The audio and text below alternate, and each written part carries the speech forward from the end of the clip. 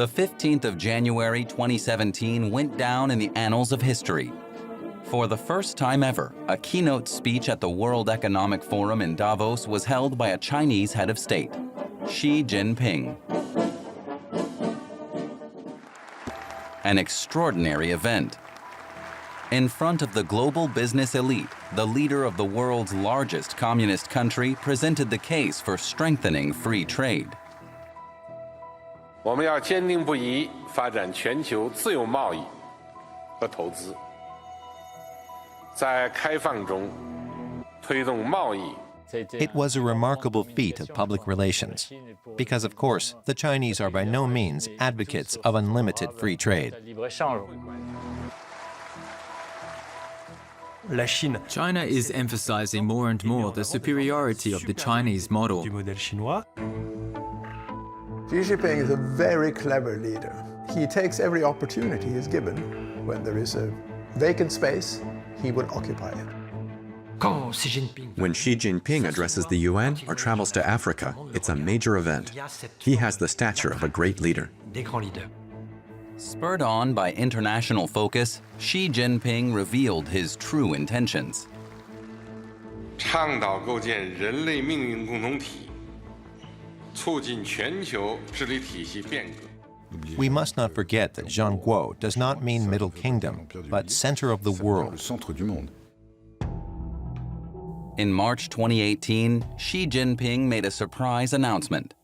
He was amending the Constitution and removing the two-term limit on the presidency, allowing him to remain in power for life. This elevated him to the status of Chairman Mao, a first for a Chinese president. It's an alliance between a dictatorial system and Silicon Valley. A threat to global civilization. It's the first time a Chinese leader has exploited China's secretive culture to such an extent. Xi Jinping's COVID diplomacy goes like this. First, keep everything secret, then deny, then take a position until a strategy is adopted and implemented. Lockdowns did not stop the Chinese bulldozer from continuing to wipe out the Uyghurs. This is now Chinese history. It's the legacy of Xi Jinping. When the coronavirus pandemic hit, Xi Jinping sealed off China and went on the offensive. He clamped down on the Hong Kong pro-democracy movement, stepped up the persecution of Uyghurs in Xinjiang, and ramped up military threats against Taiwan. Europe is hiding its head in the sand because it sees the Taiwan conflict as a local conflict. But it would have global consequences because the Americans would intervene. Never before has China been so powerful and so authoritarian.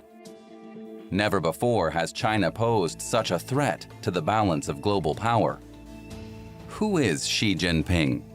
Where does he come from? And what sort of a world does he envisage?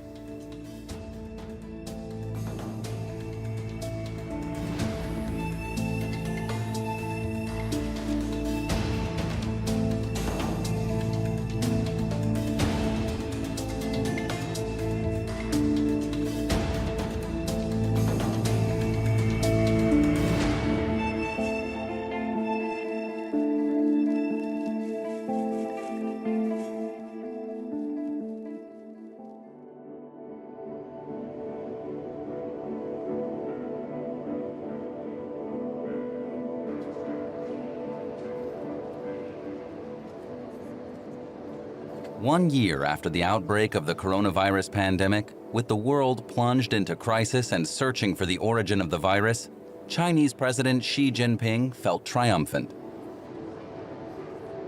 我们书写了抗疫史诗。中国迄今已向150多个国家提供抗疫援助，积极支持并参与疫苗国际合作。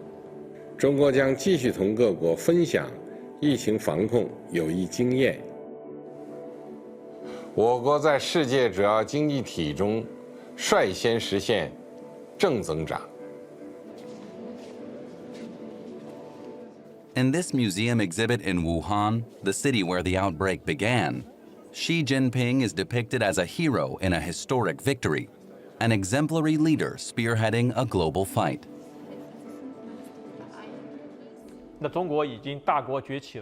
Xi Jinping wants to show that China has joined the ranks of global powers and that the Chinese system can now compete with the West's, or even replace it. China's objective is clear, not to mention Xi Jinping's. The coronavirus crisis was used to demonstrate the efficiency of the Chinese model and to show that it's capable of protecting the population without damaging the economy.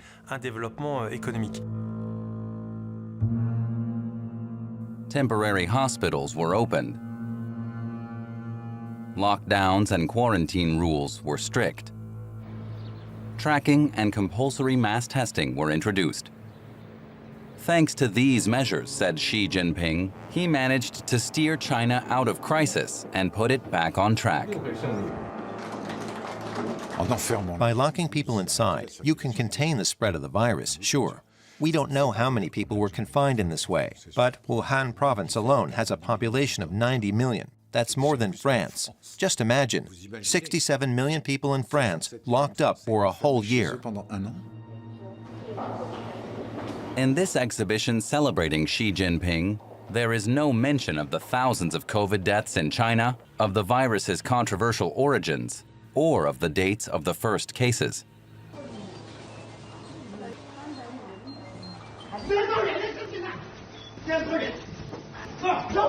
Nor is there any mention of the dozens of people in China who are missing, detained, or imprisoned, including the citizen journalists whose videos at the start of the crisis showed the aggressive nature of the virus and the system's dysfunction in response to it. 我是害怕，我前面是病毒，我后边是中国的法律和行政力量。 There's a lot at stake now for the Chinese government. So when it identifies a source of information, compromising it and challenging the official narrative, it makes sure it disappears. 大家好，我是张展，现在在地区医院。我叫你把手机关了，你不信我就给你发火了。你给我发火吧。 The goal is to highlight China's successes and cover up any mistakes it might have made. China has to transform from the country that might be responsible for the pandemic into the one that is capable of saving the international community.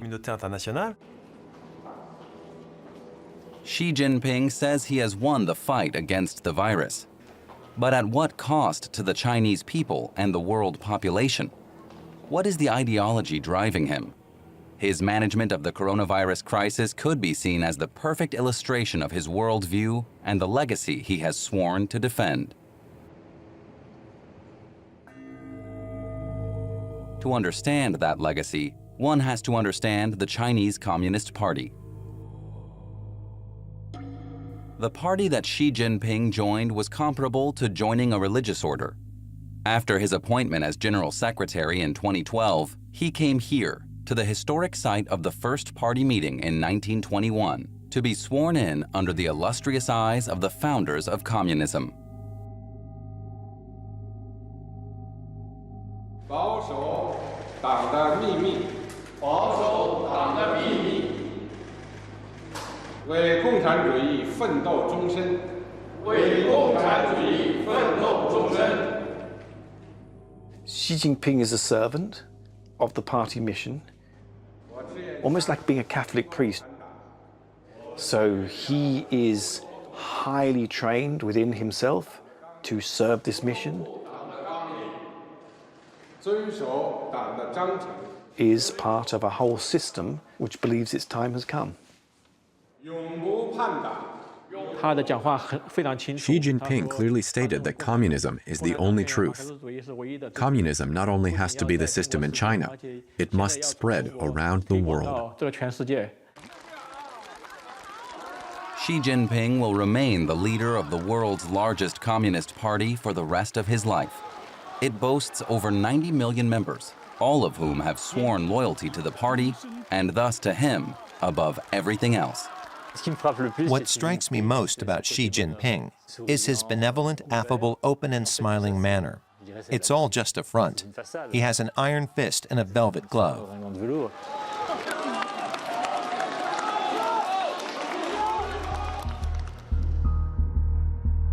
The mask soon began to slip, though. In 2013, his opponents leaked a confidential internal document. Known as Document Number 9, it showed Xi Jinping's predominant ideology. Shortly after assuming office, Xi Jinping very discreetly circulated a document, the so-called Document Number 9. We heard about it in the spring of 2013. It was a vehement attack on liberal ideas. And revealed the Chinese leader's true colors. It warned of 7 dangerous Western values that posed a threat to China, including democracy, universal human rights, and freedom of the press.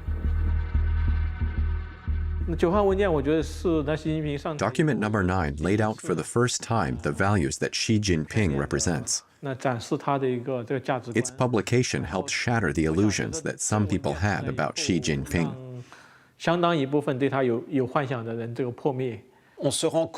It was clear that his arch-enemies are so-called Western hostile forces. What does that mean? It means that universal values, freedom and democracy, are dangerous. The West is a danger.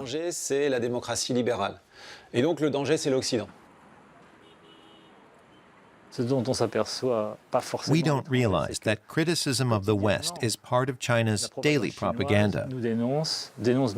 They condemn our values and fight against the political ideals we believe in. We're in the middle of an ideological war with the Chinese masses and don't even realize it, because we're not in China and we don't speak Chinese.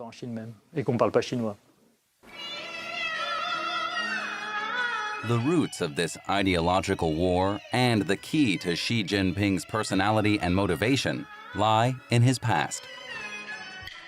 His own personal history is closely tied to the history of his country.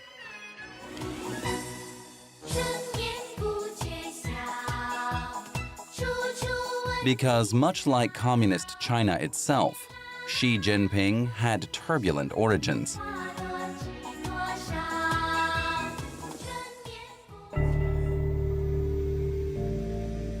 Xi Jinping was a Red Prince, the son of an elite Communist Party official. His father was Shi Zhongshun, a communist revolutionary among the first generation of Communist China's leadership, a contemporary of Mao Zedong. Xi Jinping spent the first years of his life in the secluded compound Zhongnanhai, surrounded by party elite. Xi Jinping was the son of an elite leader, Xi Zhongshun. His youth was privileged in that he was in Beijing, he was at one of the main schools there, but he was also unprivileged. According to the stories, his father was a very harsh father who, made him bathe in cold water and kind of really toughened him up. But in 1962, when Xi Jinping was 9, his father fell from grace and the family's fortunes declined dramatically. His father was accused by Mao Zedong of plotting against the party, one of the many victims of the leadership purges during the Cultural Revolution. Young Xi Jinping was no longer a princeling. He was now a traitor.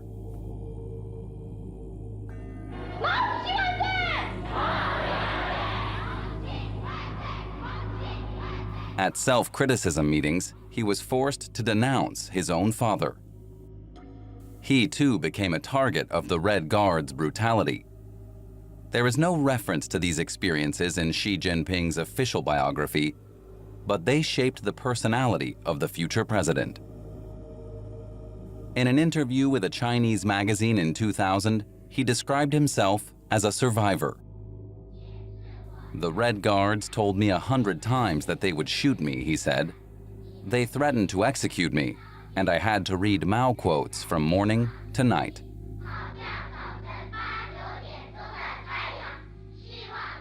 He was 9 and didn't understand what was happening. His father had been condemned as a counter-revolutionary, so he had to make up for it by being more communist and more revolutionary than the others in order to survive. To prove that he was a good child of Mao, he redoubled his efforts to study Mao's works. He memorized his speeches until Mao's legacy was deeply rooted in him. Whenever he spoke in Mao's words.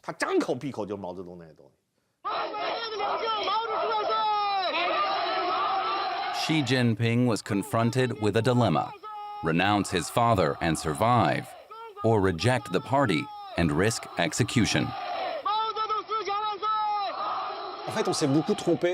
I think the impact on Xi of his father's disgrace was misunderstood.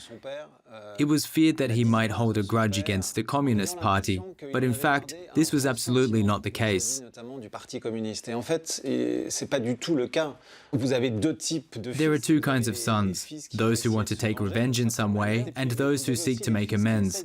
He wanted to make up for what had happened, and he raised the stain on the family.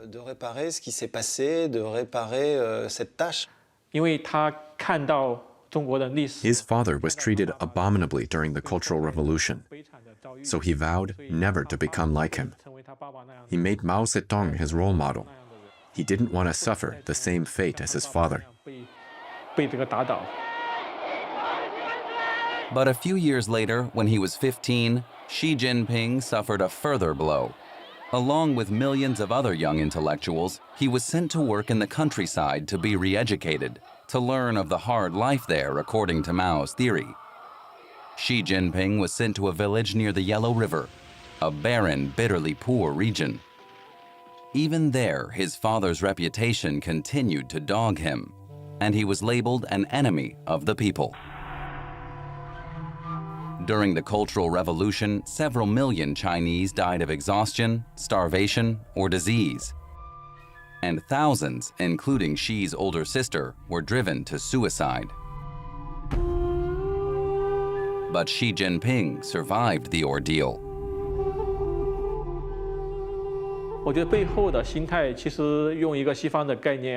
To describe it in a way that the West can understand, it was similar to the psychological phenomenon of Stockholm Syndrome, when a hostage takes the side of his or her captors. So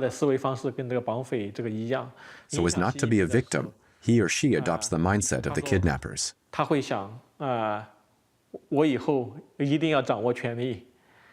Xi Jinping came to the conclusion that the way to ensure he would never again be a victim was to become powerful. He adopted Mao Zedong's approach. He became, in a way, another Mao. After his return from exile, Xi Jinping was determined to triumph over his past and rehabilitate his family's honor. Now 22, he began single-mindedly pursuing his goal, a career in politics. With the help of a friend who doctored his file so that his father's past was erased, Xi Jinping was finally accepted for membership in the Communist Party, after being rejected multiple times. When I went to the countryside at the age of 15, I was anxious and lost, he said. When I returned home at 22, I had a clear goal and was brimming with confidence. It was only because he rose to all these challenges that Xi Jinping was able to rise to become the third great hero of the Chinese Communist Party, after Mao Zedong and Deng Xiaoping. As the proverb says, only when the iron has been put in the fire 100 times does it become steel. I advise all countries of the world to follow China's example. Electing a president by a democratic vote gets you nowhere.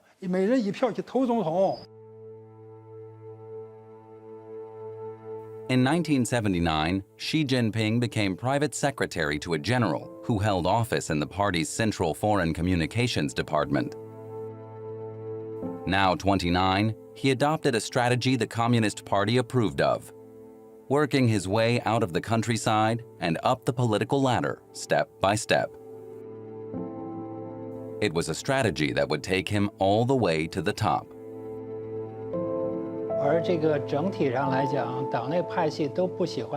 The party cliques don't usually back strong personalities because the older party officials are less able to keep them under control. They prefer more average types. Xi Jinping was chosen because his career had been in no way remarkable.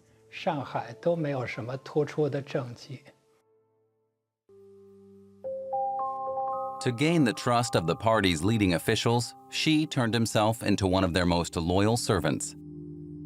By now, he was married to Peng Liyuan, a famous singer in the music corps of the Chinese army. She helped raise his profile and improve his style of communication. She's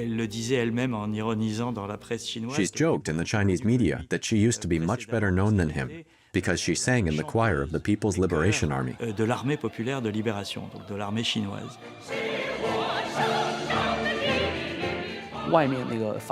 She's Xi Jinping's calling card. She makes her husband seem more likable. Xi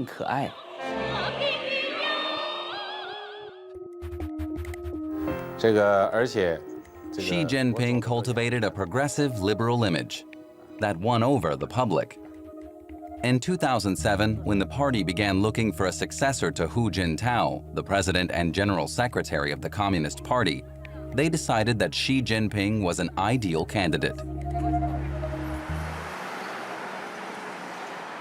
By November 15, 2012, Xi had beaten out his rivals and was elected to the position of General Secretary of the CCP.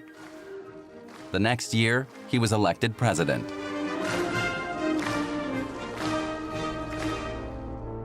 Now that he had fulfilled his personal mission, he set about fulfilling the mission of the Communist Party. Xi Jinping essaye d'opérer une synthèse. Xi Jinping seeks to reconcile imperial and communist history. He wants to give the communist regime a new legitimacy because it no longer has revolutionary legitimacy, as it did under Mao, whose goal was to advance the revolution and establish communism. Nor does it have the legitimacy it had under Deng Xiaoping, who promised the people wealth. A new legitimacy had to be found, and Xi found it in nationalism, a celebration of what makes the country great. Tout ce qui fait la grandeur du pays. Xi Jinping sought to rejuvenate the nation and pursue what he called the Chinese dream, a blend of prosperity, unity, and strength. His aim is that by 2049, when China marks its 100th anniversary, the country will be the biggest economic and military player in the world. 中华民族伟大复兴中国梦的时代 是我们日益走进世界舞台中央，不断为人类做出更大贡献的时代。 Previously, the Chinese strategy had been to look unobtrusive, to progress stealthily, and stay under the radar. Xi Jinping was of the opinion that the era of discretion was over, and that China should now publicly aim for a leadership role.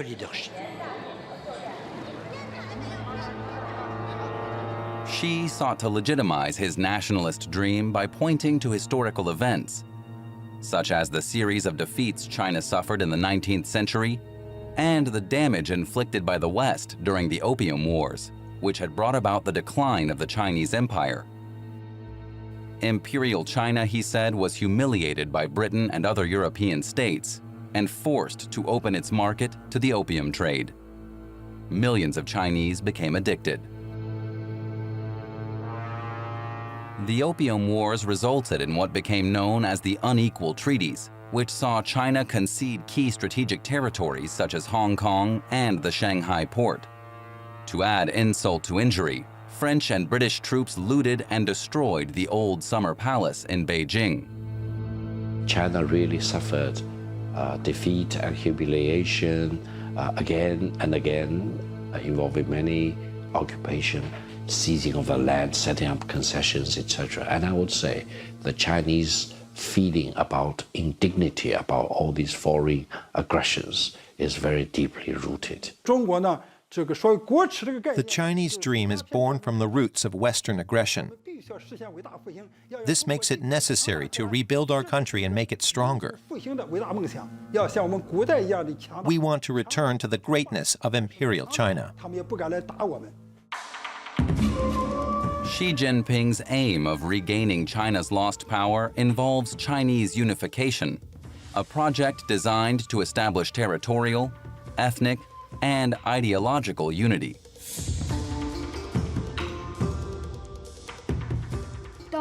According to Xi Jinping's Chinese dream, in his China, there will be only one identity, no more differences. Differences will not be tolerated.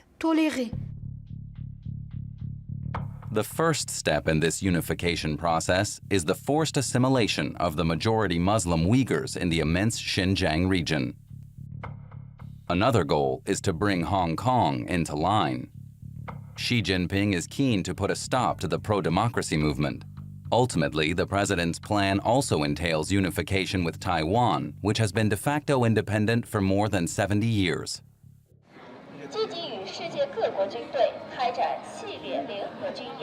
In his pursuit of these goals, Xi Jinping demands full loyalty from the Chinese public. Since taking office, he has paved the way for a cult of personality.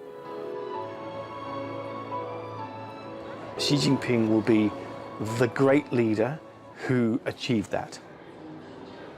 We are looking into the eyes in Xi Jinping of someone who believes in an enormous sense of destiny. And that's kind of more intimidating.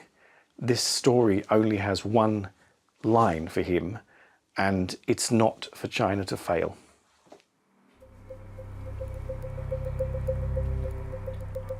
Xi Jinping enlisted one of his most trusted aides to help him achieve his goals. Wang Huning, a veteran party official. As an advisor to the previous two presidents, he knows the inner workings of the party better than anyone. He and Xi Jinping fleshed out a new ideology and a global development plan for China. Wang Huning extensively studied the question as to whether China should follow a democratic or a totalitarian path.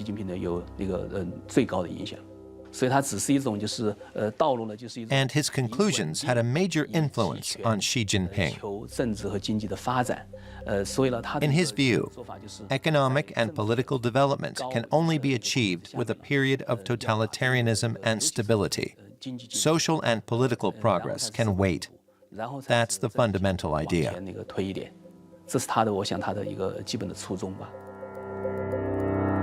A brilliant theoretician, Wang Huning convinced Xi Jinping that what China needed was authoritarian leadership.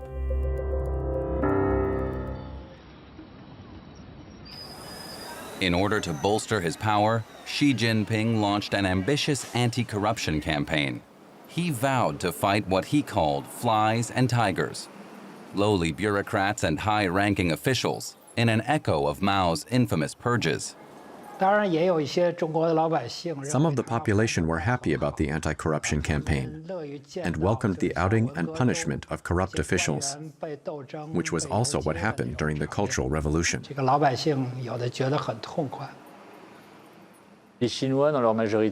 Most Chinese still want a strong leader whom they can revere, like an emperor. For them, that's what Xi Jinping represents. He fights corruption and for the good of the people.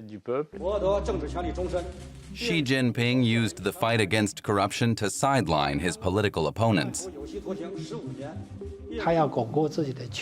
In order to consolidate his power, he had to first dismantle existing political structures. Fighting corruption is the most effective way of eliminating a political opponent, because all the big families are corrupt.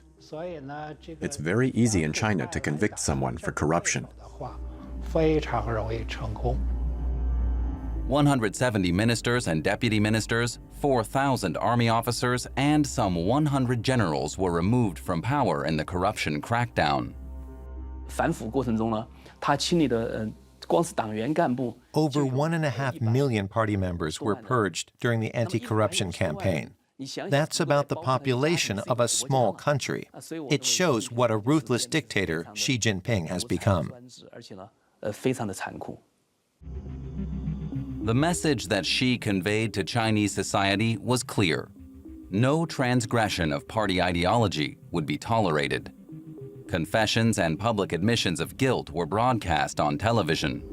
我本身就是一个喜欢炫耀，然后有爱慕虚荣的一个小女孩的心态。应该在这种敏感的时候。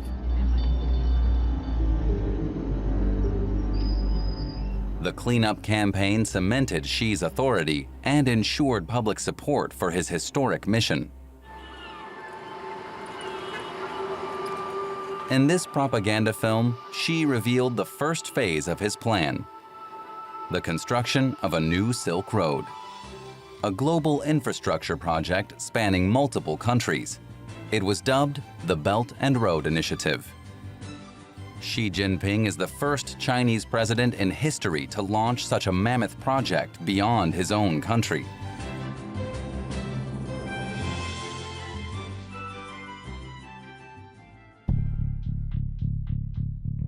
Xi committed $1 trillion to the construction of railroads, ports, and sea routes.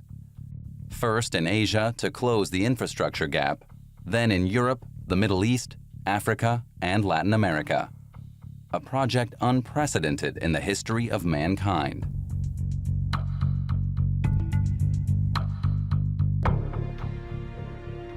The primary purpose of the initiative was to accelerate trade, to sell Chinese goods in record time and guarantee growth.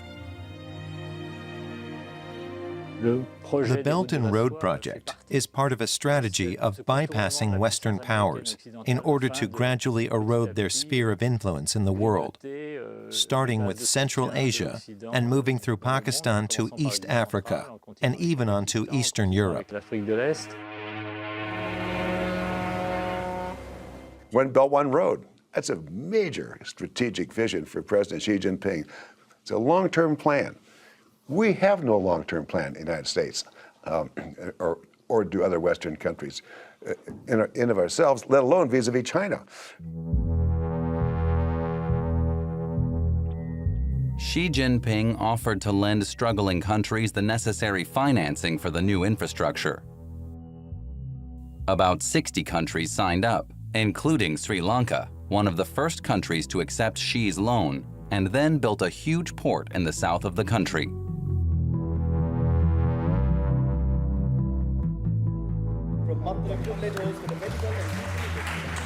The people and the country of Sri Lanka benefited a great deal with the construction of that port.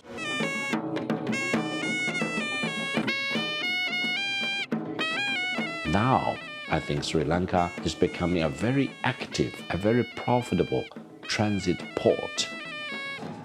I think President Xi Jinping is preaching a future vision of the world, whereby all the countries can really join in the megatrend of development, and no country should be left behind. But despite Xi Jinping's win-win promises, Sri Lanka proved unable to repay its debts. China promptly offered new terms. Instead of demanding money, Beijing said, "We'll assume control of port activities for the next 99 years." This is an example of a country having to give up part of its sovereignty over important infrastructure. Xi's Chinese dream turned into a nightmare for Sri Lanka. It not only lost control of its port, but also jobs in the 60-square-kilometer industrial area surrounding it.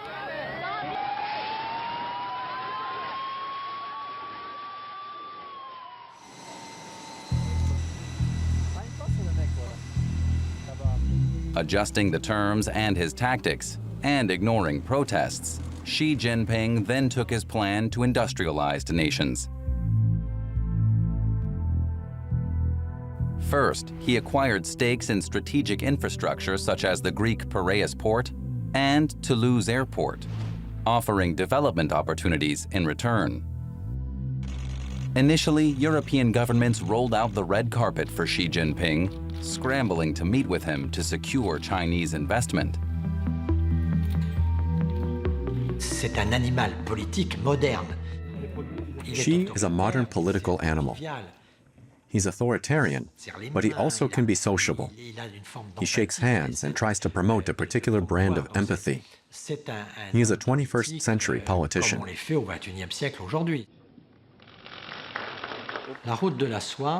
The new Silk Road is a Chinese project for the Chinese, but also for everyone else.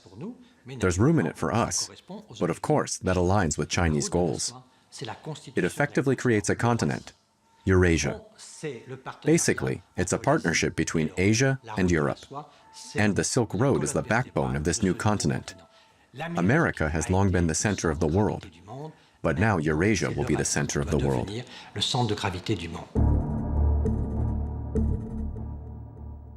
It was Germany that raised the first red flag in September 2016 when China acquired a majority stake in the flagship robotics company KUKA.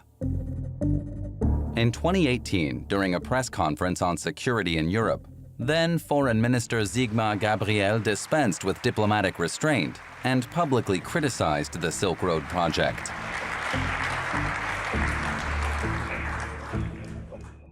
The new Silk Road initiative is not what many in Germany think it is, a sentimental throwback to Marco Polo. It's an attempt to establish a comprehensive system for reshaping the world to reflect Chinese interests. It's no longer just about economics. China is developing a comprehensive alternative to the Western system, one that is not based on freedom, democracy, and human rights. Demokratie und individuellen Menschenrechten gründet. Of course the Chinese want to increase their influence. There's no question.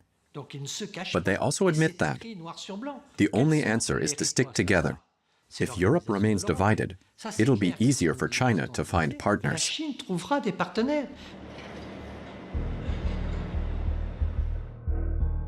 By 2018, China controlled 10% of European port capacity.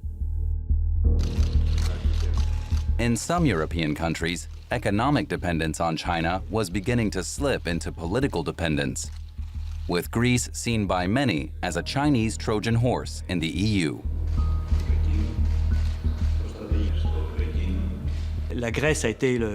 Greece was one of the main beneficiaries of Chinese investment. Piraeus port is now Chinese.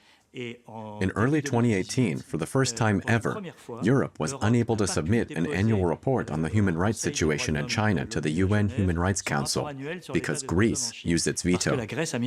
So they're able to use their economic power to prevent criticism of their own regime.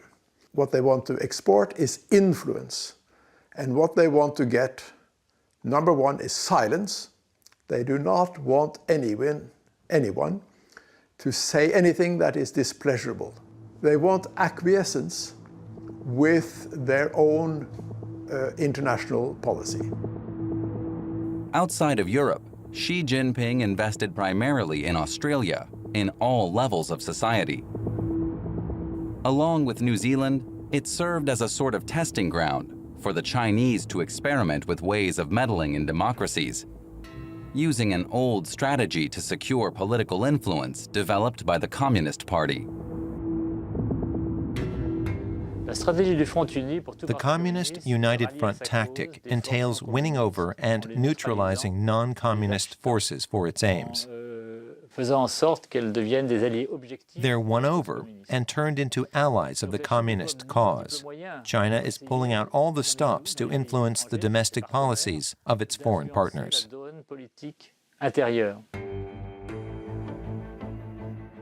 The Chinese influence policy is very active in civil society, in business, in academia.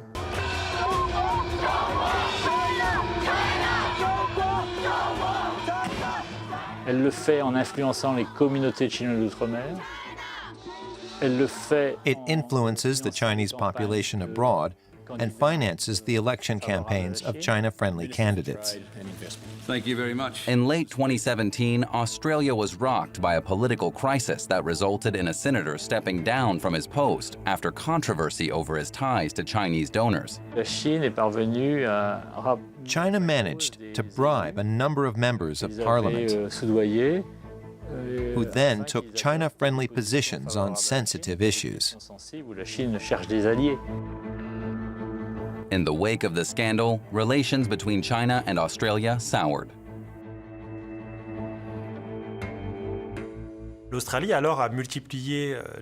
Australia adopted a number of new measures. For example, it cracked down on party donations from overseas. It also banned Huawei from providing 5G technology for the country's wireless networks. Tensions between the two countries reached crisis level in May 2020, when Australia called for an international, independent inquiry into the origins of COVID-19. China responded by halting 10% of its imports from Australia.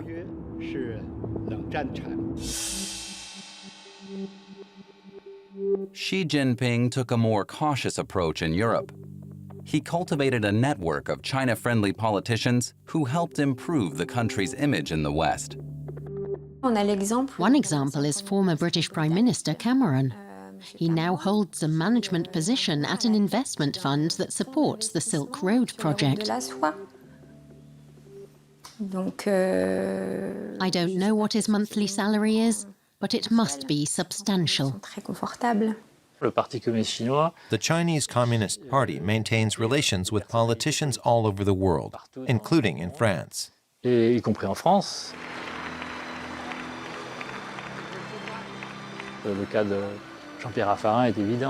Jean-Pierre Raffarin is an obvious example.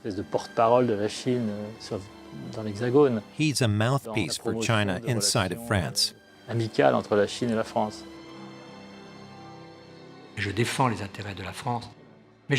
I defend France's interests, but I'm not some naive ideologue who fails to recognize the role that China plays today. 10 years ago, the US was our ally. I predict that in 20 years, as many are saying, our ally will be China.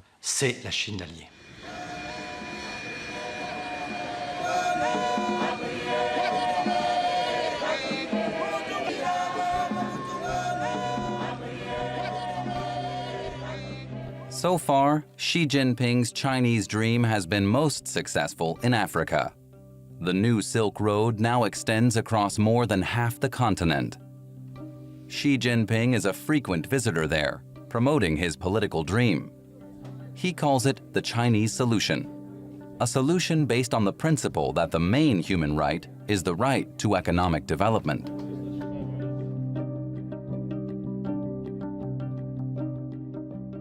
中非友好，历久弥坚，永葆活力。其根本原因就在于双方始终坚持平等相待、真诚友好、合作共赢、共同发展。" The Chinese originally went to Africa in search of raw materials. Xi Jinping has since added a further dimension to the Chinese presence in Africa, the China model.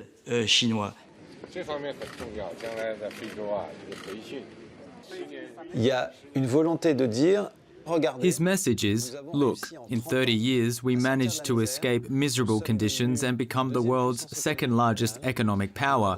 We did not follow the same route as the West and open up our political system to democracy. But we are wealthy and highly developed. Our Chinese solution is a success, and you can use it too.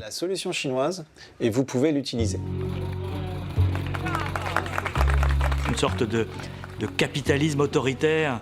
It's a type of authoritarian capitalism, with the state playing a major role by injecting a lot of investment capital. It's a model that works. There's no doubt that China is extremely popular in Africa. Since 2013, Xi Jinping has lent African nations more than $120 billion. He invests in every aspect of society, from building Africa's longest bridge to hospitals and schools. China has become the main trading partner of the African continent. In order to conquer markets, Xi Jinping offers his African friends much more pragmatic contracts than Western countries. The major international banks don't approve loans for authoritarian regimes, but China does. Et la Chine, elle, est d'accord pour le faire. Le profil du dirigeant idéal pour Xi Jinping, c'est quelqu'un qui For Xi Jinping, the ideal head of state is a leader who is authoritarian enough to use force to ensure stability, but pragmatic enough to promote economic development and allow society to breathe a bit. de laisser respirer un peu sa société, etc. Xi ingratiates himself with Africa by pointing out how the Chinese model is different from the approach taken by colonial powers. He makes it look like he's defending African states against Western imperialism. 共同的奋斗历程，让中非人民结下了深厚的友谊，其根本原因就在于双方。 With Xi as president, China is ideologically much more on the offensive. The Chinese are doing everything they can to point out the flaws in the West, whom they call liberal. China wants to show that its policies are more conducive to economic development.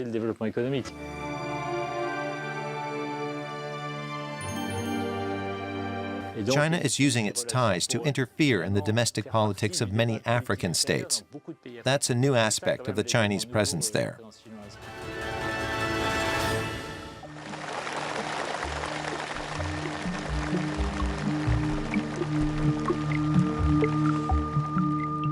In just under a decade, Xi Jinping has managed to establish economic and political partnerships with more than half of Africa's nations.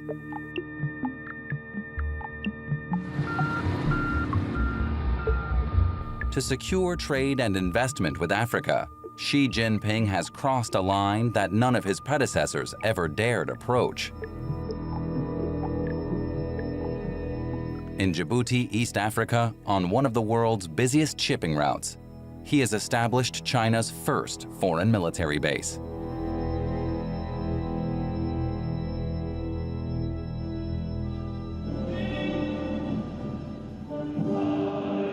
The opening of the military base on August 1st, 2017, took the world by surprise. What was striking was how fast China went into Djibouti. The base was installed in just a year. Although China had claimed it had no intention of establishing foreign military bases or of following the American model in any way. It took everyone by surprise, because Djibouti is a small country with a heavy Western military presence. The Americans, French, Italians, and Japanese are there. That's a lot of people in a small place. China now has several thousand troops in Djibouti. Xi Jinping is keen to play a role in African security. China's military base in Djibouti has gotten a lot of international attention, and it's pretty clear to me that probably it would not have been established if, say, the leader was someone other than Xi Jinping. Historically, of course, China has always decried U.S. forward bases and said that China would never repeat this situation, and yet we now see them increasingly doing it. So that's a big change, and it tells us that increasingly we should probably expect more of this type of behavior. Xi Jinping has said his Chinese dream includes a dream of a strong armed forces. Like Chairman Mao, he believes that political power grows out of the barrel of a gun.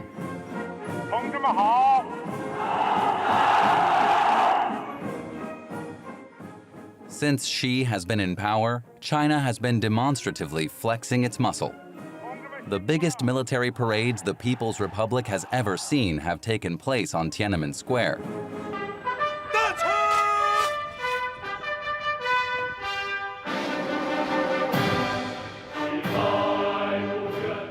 Xi likes to show the world that China has also caught up on the technology front, unveiling new nuclear deterrents and revolutionary supersonic missiles that can fly under U.S. radar and destroy enemy satellites.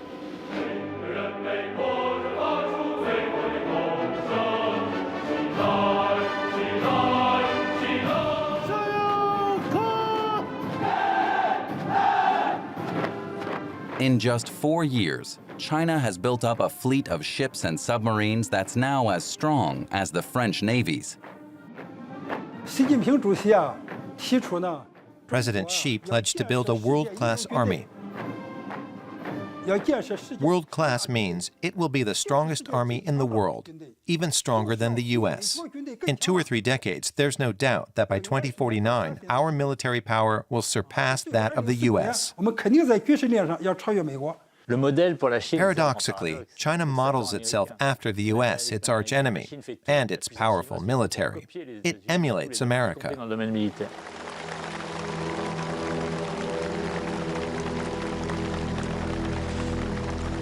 On January 3, 2018, the president held his New Year's address in front of 7,000 soldiers. The speech was broadcast in 4,000 barracks across China. 要坚持领导带头，以上率下，坚持实战实训，连战连训，发扬一不怕苦，二不怕死的战斗精神。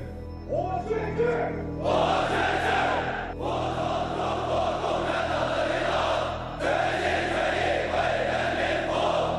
我做别人，严守纪律，严守本章，不怕牺牲，不恋上帝本领，时刻准备战斗，绝不叛逆军队，誓死保卫祖国。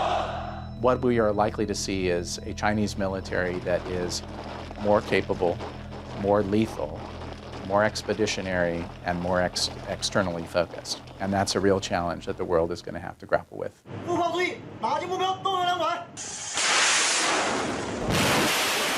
Xi Jinping has also demonstrated China military might in the South China Sea and the Pacific Ocean, not far from U.S. bases. The U.S. has maintained a strong presence in the region since the Second World War.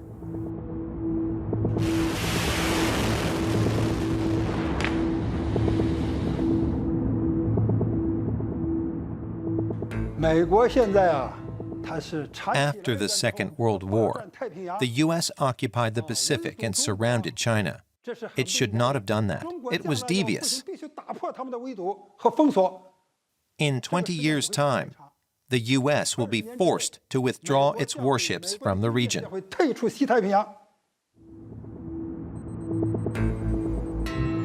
Since 2012, Xi has been eyeing the territorial waters and islands of his neighbors, Japan, the Philippines, Malaysia, and Vietnam.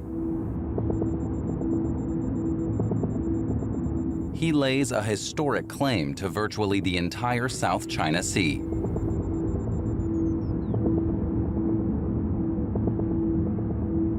In late 2017, tensions escalated when China opened military bases on the Spratly Islands and stationed missiles and warplanes there. The U.S. saw this military buildup as a breach of promise.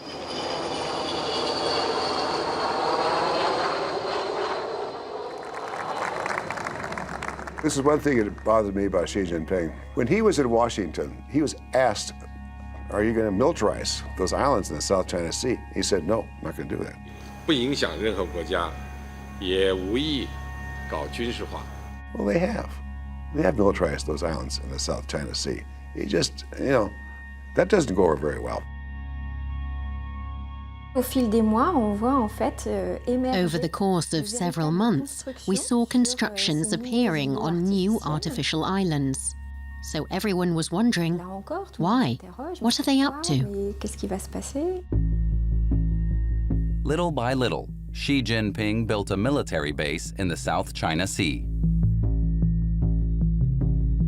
To this end, several reefs in the Spratly Islands were developed into naval air bases, and the Paracel Islands militarized.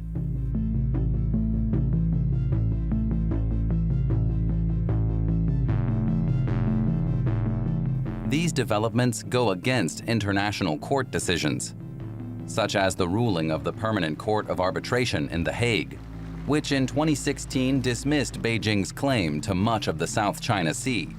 Beijing refuses to accept the decision. By early 2021, China's preparations for an annexation of Taiwan were complete.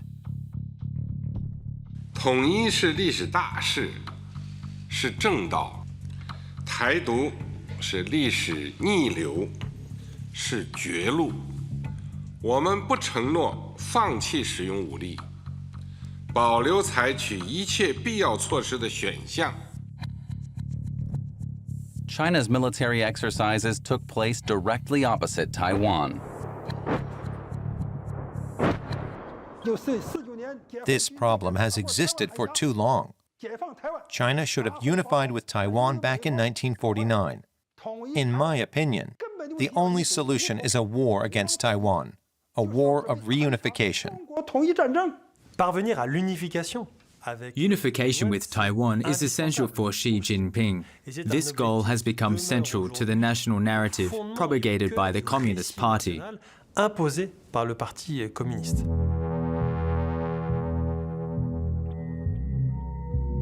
Taiwan, c'est le contre-modèle. For the Chinese Communist Party, Taiwan represents a countermodel that it cannot tolerate.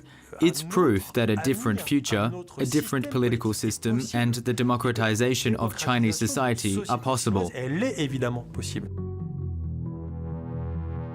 Here at this military base in Inner Mongolia, the Chinese army is believed to have replicated Taiwan's presidential office building and practiced various attack scenarios.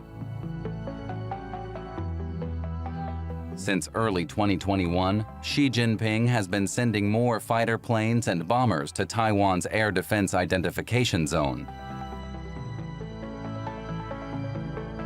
Taiwan is clearly one of their ambitions, not only on the development, the numbers of ships, aircraft, rockets, etc., that they've put in the field, but the way they're advancing those capabilities as well. And I think the threat is manifest during this decade, in fact, in the next 6 years.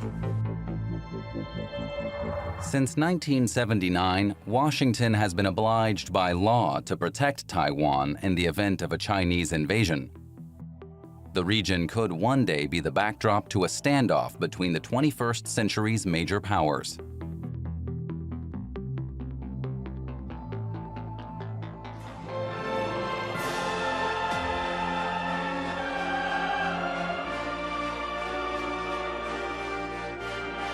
Now that China has bolstered its military capacity, Xi Jinping is preparing to go head-to-head with the West in international organizations and create a new world order.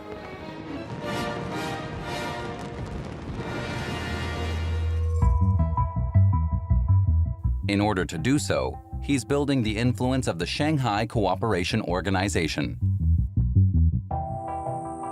In June 2018, the SCO summit coincided with the G7 meeting, attended by the world's most important democratic states.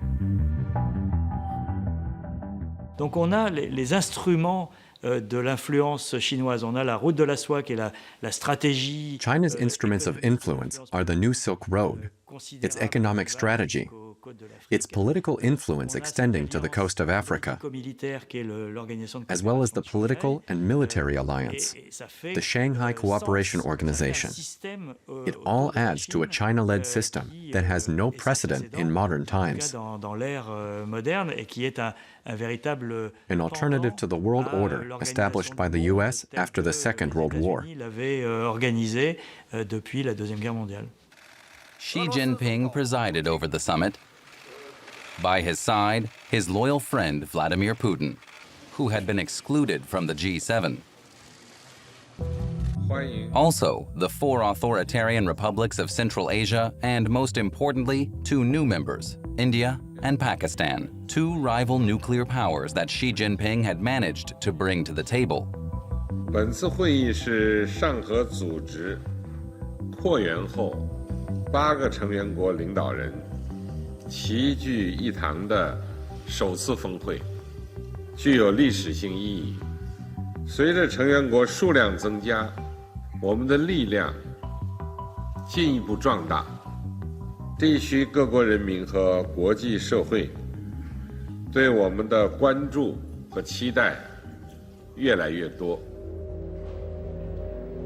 By enlisting countries such as Iran and Turkey as future partners and promising to listen to their concerns, Xi Jinping gave his international summit undeniable legitimacy. Xi Jinping's strategy for imposing a new world order is to walk on two legs, as Mao once said. On the one hand, he's seeking greater influence in existing multilateral organizations. And on the other, he's establishing new organizations that are influenced not by the West, but by China, and which are ideologically in line with its interests and values.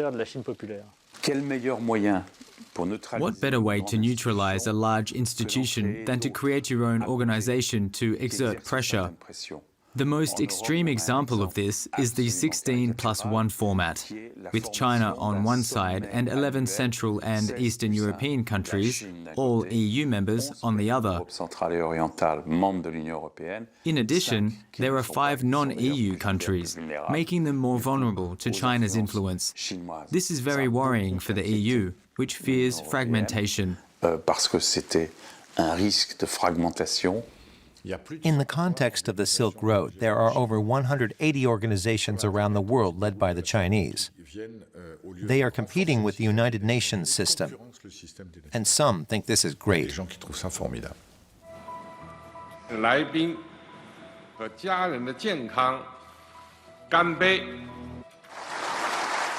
Jinping's aim is to impose a new world order at the expense of Europe and the US. His vision is of great global unity that has China at its center. Great global unity means that all the peoples of the world form one big family and enjoy the same prosperity, security, and happiness. Unlike today's world, where the US rules over everyone else, like a tiger devouring sheep.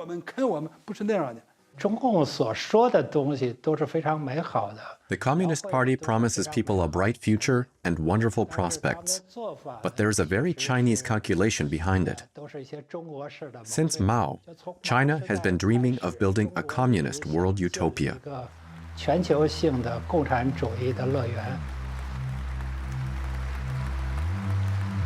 A world founded on one central promise: wealth for all. But to achieve Xi's goal, society must be brought into line and opposition eliminated.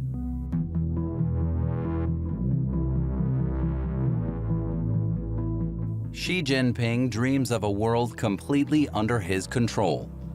That includes the media. He regularly reminds journalists that they are, first and foremost, the voice of China.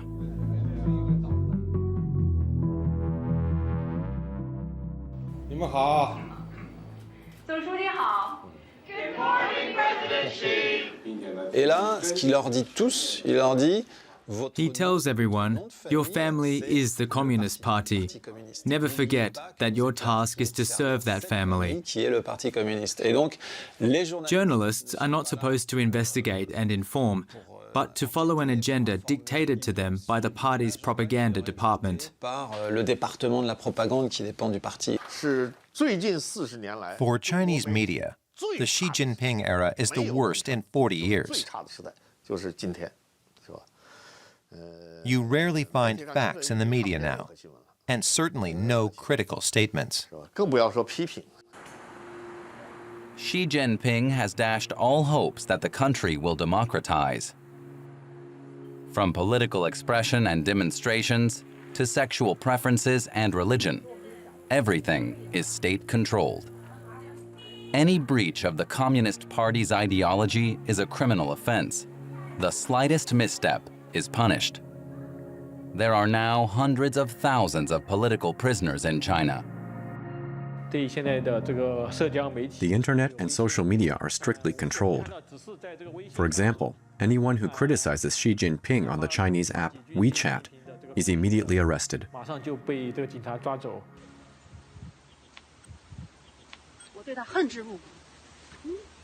Like this young woman, who in July 2018 filmed an act of opposition to Xi Jinping and posted it on social media. 看到没有？这是我的行为，反对习近平专制暴政，反对共产党对我实施的脑空压迫。我要求国际组织介入进来。 The video spread across social media, but then it was taken down. The very same day, the young woman managed to photograph the police arriving at her door. Then, she disappeared. Morally, the party's got a utilitarian ethics, which is 99% of people are probably okay, and the 1% disappear into a black pit. In our societies, would find that problematic. We should be judged by how we deal with the worst, or the people who are most excluded. In the party, that's just collateral, and these people are dealt with very, very brutally. The repressive tools that Xi Jinping has implemented since he's come into power, whether that be increasing censorship of the Chinese media, internet, human rights lawyers, judicial activists, this is something that Xi very clearly sees as a necessary evil. His general view is that anything that could be seen as challenging Communist Party rule has to be very violently suppressed. Since coming to power, Xi Jinping has also cracked down on Hong Kong, something no president before him dared to do. The semi-democratic enclave, a remnant of the British colonial era, was previously protected by the rule of law and is now seeing its freedoms increasingly curtailed. Xi Jinping is determined to stake China's claim to the territory. In 2019, he introduced legislation to allow Hong Kong authorities to extradite pro-democracy movement activists to Beijing on any pretext. The move triggered an unprecedented wave of pro-democracy protests. Xi wants to get rid of this cancer as quickly as possible. It's a very serious crisis that could easily escalate. Everything that Hong Kong society was founded on in the last decades, freedom in education, freedom of the press, democratic rights, and especially the right to vote, all these values are being challenged. In 2020, Xi Jinping took advantage of the coronavirus crisis to have the National People's Congress pass a new security law, making it easier to arrest and convict pro-democracy movement leaders.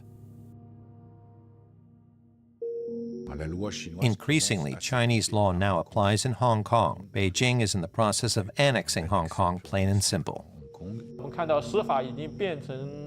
The judicial system has seriously deteriorated. Our judiciary has become the Communist Party's tool to repress pro-democracy activists. Hong Kong is like a helpless child being constricted to death by a snake.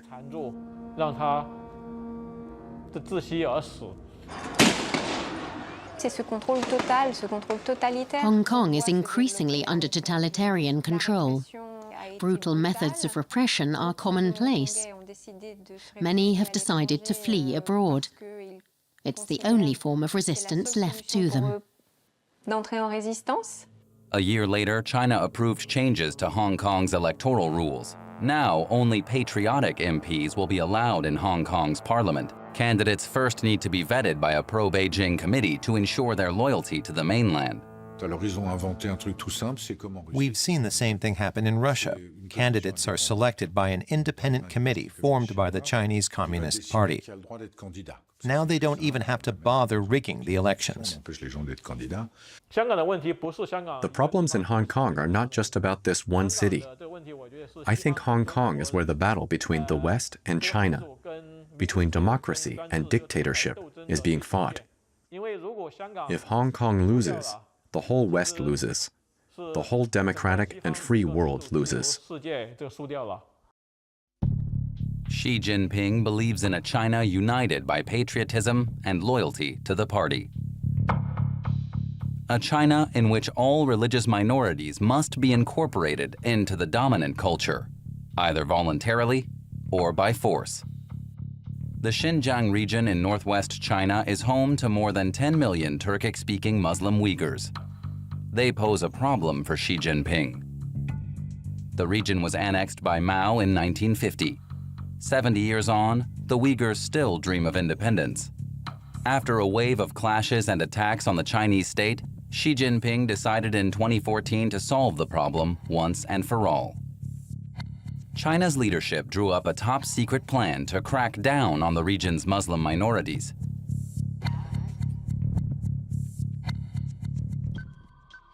In 2014, Xi Jinping visited the Uyghur region.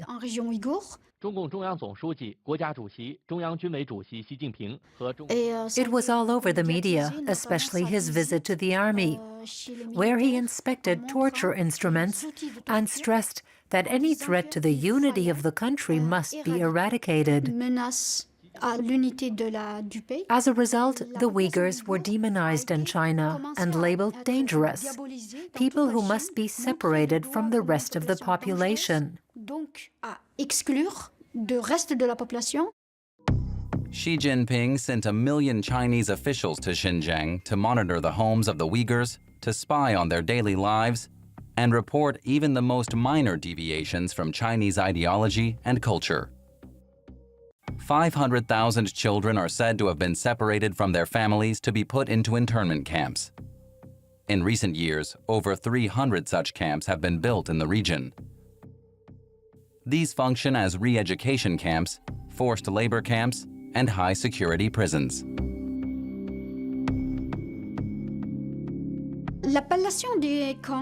How they named these camps is indicative of their propaganda strategy. China doesn't call them camps, but hospitals. When you ask about a person's whereabouts, the answer is often he was sick and had to go to hospital. That is the sort of language they're using. The Uyghurs are considered sick people, infected by the virus of Islam.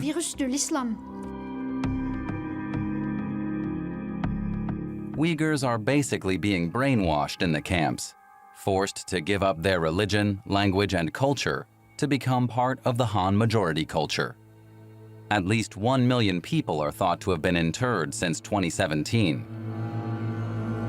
Reports of mass rape and torture have surfaced in Western media. There have been reports that these places are not only internment camps, but places where forced labor and sterilizations are carried out. A cultural heritage is being destroyed with mass surveillance of the local population. These are violations of human rights and potential crimes against humanity.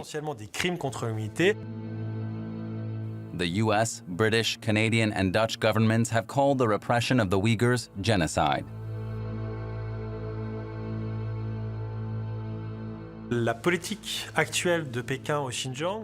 Beijing's current policy in Xinjiang says something about Xi Jinping's personality. He is willing to accept considerable damage to China's image abroad, as well as to relations between China and the West, as a result of this policy.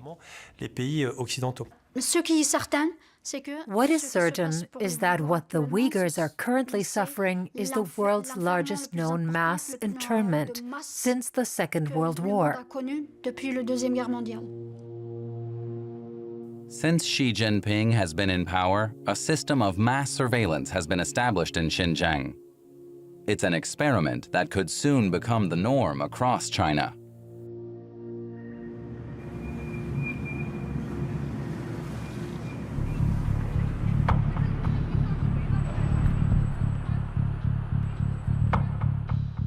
To ensure the stability of the regime, Xi Jinping wants to become the first head of government in the world to create a monitoring and surveillance system, allowing the state to keep tabs on citizens' daily behavior.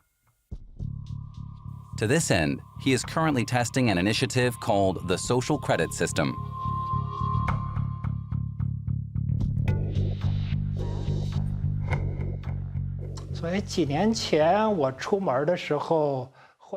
A few years ago, when I left the house, I was often followed by a car. That's changed. Because now, cameras and surveillance systems can follow your every movement. They know exactly where I've been.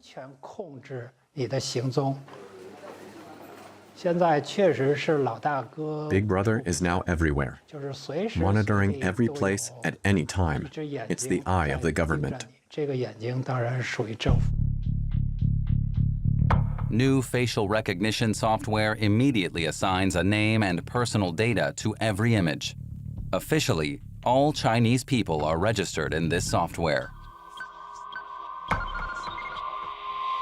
There are no restrictions in China. There's no data laws, really. They're not really observed. The party has the total freedom to open this space up, to go in and do what it could never do before, which is to go into the inner lives of Chinese people. Each citizen has a total of 1,000 points in his or her points account.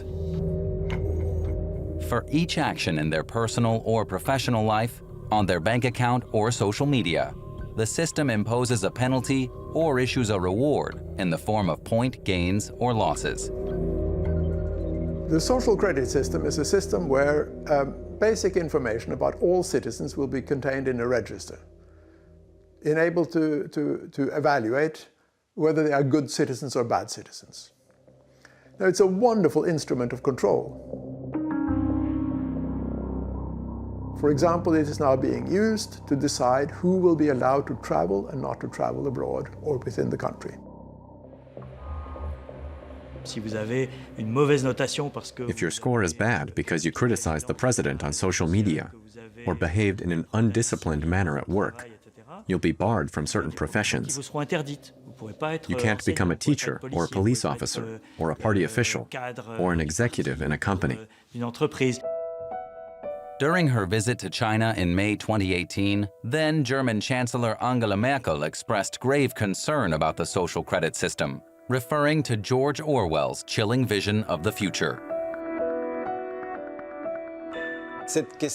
This issue will decide the fate of the whole planet because the Chinese will one day want to expand this technology abroad.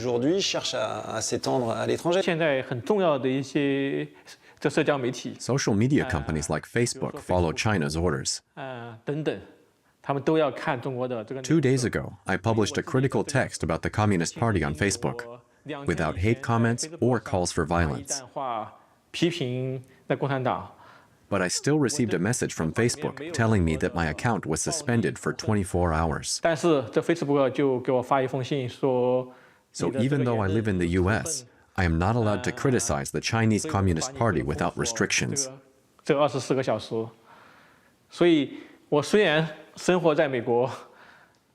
party has already begun to weaken human rights and freedom of expression around the world.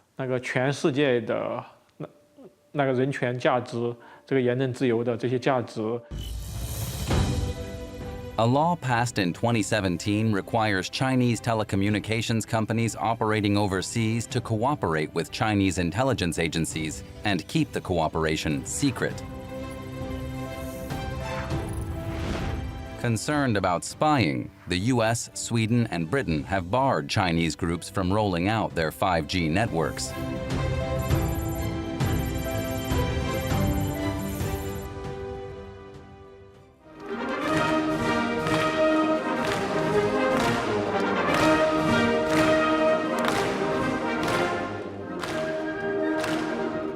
Step by step, Xi Jinping is pursuing his plan to make China the world's largest economic, technological, and military power.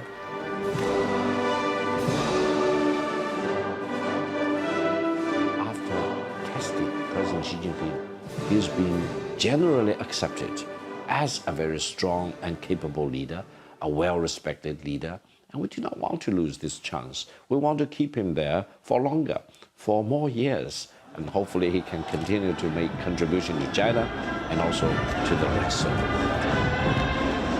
While the majority of the Chinese population seems to believe in the Chinese dream that Xi Jinping has promised, the international community has come to see the true face of the Chinese president and his regime. For the first time, the community is officially demanding clarification on a number of important issues, starting with COVID-19, which began in China and caused millions of deaths worldwide. A year and a half after the outbreak of the global pandemic, China has still not explained why it was so late to warn the global community about the highly contagious virus and why misleading information was circulated about its origin. This is perhaps the first time in the last 2 to 3 decades that China has engaged in a disinformation campaign, a campaign of rumors and misinformation to waste the time of foreign governments. A fact-finding mission by WHO experts in Wuhan was strictly controlled by the party and proved unsuccessful. The origin of the virus remains a mystery. The international scientific community has appealed to China to disclose all its data on various hypotheses, including the lab leak theory. As I have said, all hypotheses are on the table and warrant complete and further studies from what I have seen so far. Pour la Chine, la piste de l'accident de laboratoire est évidemment extrêmement... For China, of course, the lab leak theory is extremely problematic because it calls into question the entire national narrative and could turn China from the savior of the world to the country responsible for the pandemic. At the first meeting between the Biden administration and the Chinese government in Alaska in March 2021, the atmosphere was frostier than ever. Today, we'll have an opportunity to discuss key priorities, both domestic and global. We'll also discuss our deep concerns with actions by China, including in Xinjiang, Hong Kong, Taiwan, cyber attacks on the United States, economic coercion toward our allies. Each of these actions threaten the rules-based order. 任何诋毁中国社会制度的做法都是徒劳的。美国有美国式的民主，中国有中国式的民主。 For the first time, we're dealing with a leader and powerful country. China is the second largest economy and a highly armed military power that dare to go its own way. Until now, authoritarian regimes have always claimed to respect universal human rights. Xi Jinping says no, human rights don't apply in China. Don't try to convince us. We stand by our policy. Nous assumons cette rupture. I've known Xi Jinping for a long time. Doesn't have a democratic with a small d bone in his body, but he's a smart guy. A power struggle is now underway between China and the West, where democracies will need to stand up to China and defend their values. Along with the US, Canada, and the UK, the EU has imposed the first sanctions on China since the Tiananmen Square massacre, a response to the oppression of the Uyghurs. There will be no change in the European determination to defend human rights and to respond to serious violations and abuses where they are committed. In light of the threats against Taiwan, Joe Biden has stepped up military maneuvers in the Indo-Pacific in alliance with Japan, Australia, and India. The assumption that a conflict in the Taiwan Strait would be limited to China and Taiwan is a misconception. In fact, this would be a global conflict, or at the very least, a conflict with global consequences. China is also stepping up joint military exercises with Russia and its new allies. 在二战的前夕，那么是希特勒是法西斯主义 Before the Second World War, Nazism and fascism were a threat to the world. Today it is China that challenges the democratic world. With a blend of fascism, traditional imperialism, and technological totalitarianism. When you consider that China has the world's second largest economy, the largest population, the fourth largest territory, and the largest authoritarian party, it becomes clear why this is the greatest threat since World War II.